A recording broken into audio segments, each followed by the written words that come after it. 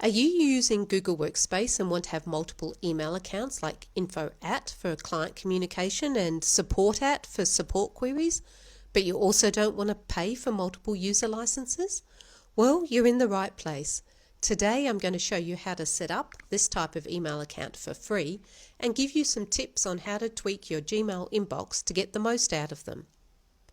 Hi, this is Priya from That Online Stuff, and I help small business owners with usable and practical advice for their Google Workspace setup. Okay, first of all, what are alternate emails or user aliases? Think of them as nicknames for your primary email address. You can create up to 30 of them in Google Workspace, and emails that are sent to these addresses will land right in your regular inbox. First, log into your Google Workspace admin console at admin.google.com. Next, navigate to Users and select the user you're going to add the alternate emails to. Click on the username. Click on Add Alternate Emails. Now, type in the prefix you want for your new email address. For example, info, support, communications, etc. Now click Save. And that's it. Now, any email sent to these alias addresses will land directly in the inbox of the user. But wait, there's more. Although the emails will arrive in your inbox without any further action, you can't send emails using that address without changing a Gmail setting. See? So, go to Gmail, click on the settings icon, and then See All Settings. Now, click on the Accounts or Accounts and Import tab. Click on Add another email address under the Send Mail As section. Enter your details here. And then click on Next Step. And that's it. Not only are people now able to send emails to any of these alternate emails, but you're also able to reply as that alternate email address, or in fact your own personal email address. But wait, there's still more. I did promise you some tweaks to make the most out of these addresses. So the first tweak is to automatically add a label to any emails so you know what address they were sent to. The easiest way to do this is to go to Gmail, click on the Settings cog icon, see All Settings, and go to the Filters tab. Now click on Create a New Filter. Enter the email address in the To field and click on Create Filter. Then click on Apply the Label and select New Label. Enter the label name here and click on Create. You can also apply the filter to any matching conversations that might already exist. And then click on Create Filter.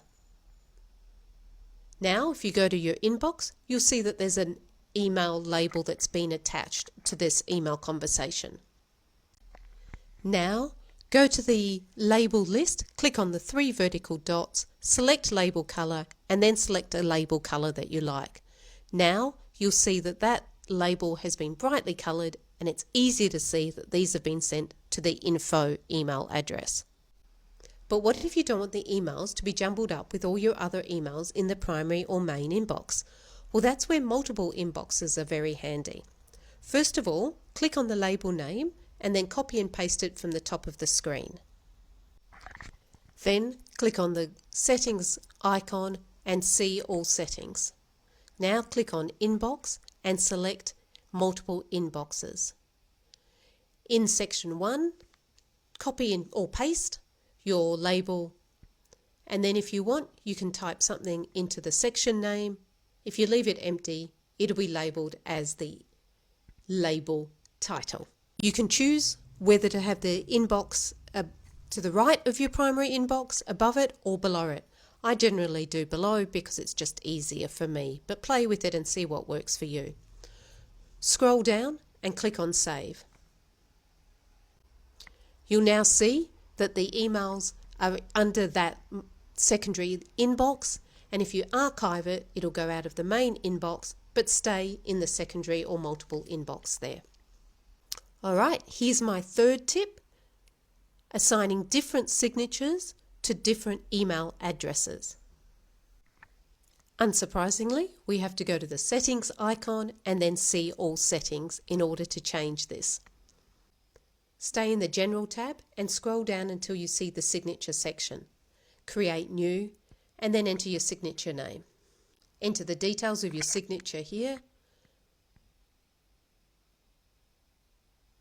and then assign the signature to your alternate email address.